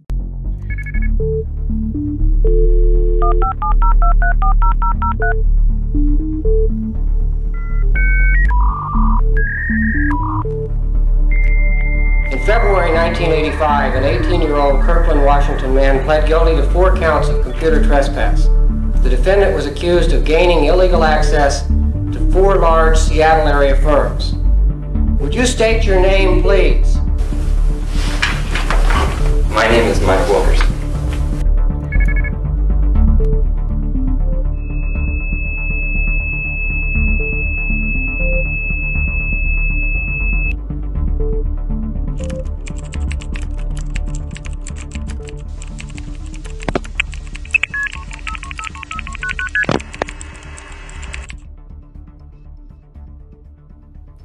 Hi, my name is Mike Wilkerson.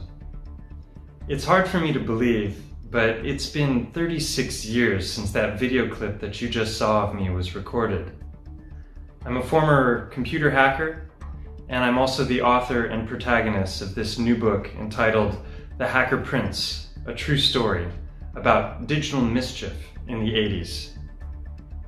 The writing and revision stages of the book are now completed, and I'm launching this Kickstarter campaign in the hopes that you will join in with other backers and assist me in bringing this most unique and exciting story to the world.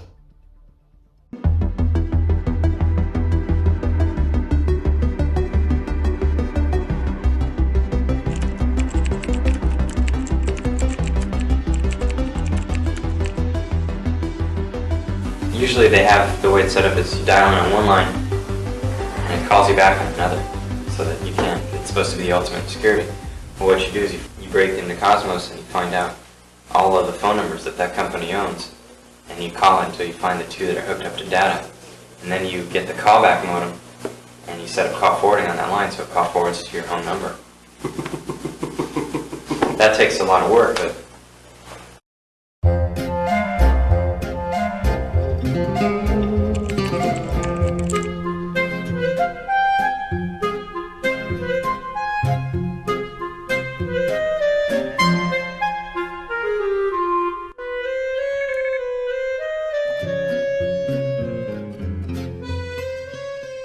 as you can see from the newspaper clippings, the journalists did their best to cover the events, but the most exciting parts of the story remained untold, until now.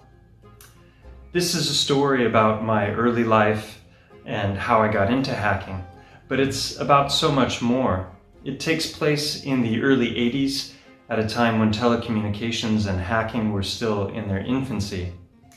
I was going on all sorts of ill-advised adventures and meeting with some of the most famous and infamous hackers of the era.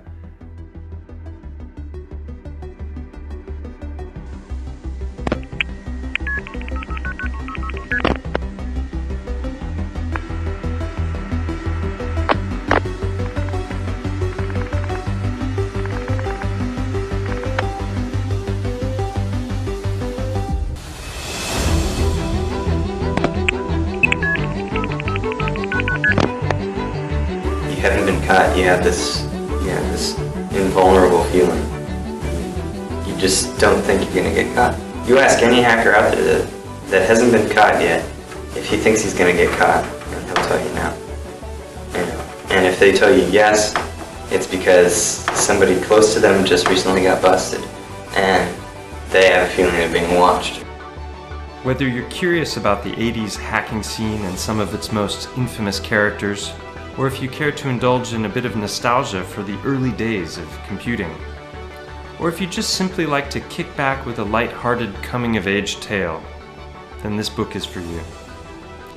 I hope this project is of interest to you and that you'll assist me by taking part in this campaign.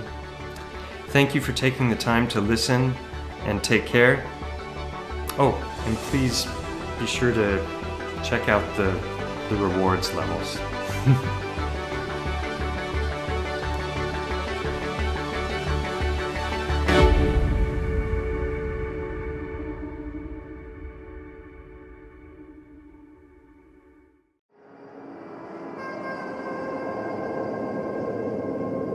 Hey, everybody, tune in to Recent Tartarians. Recent Tartarians.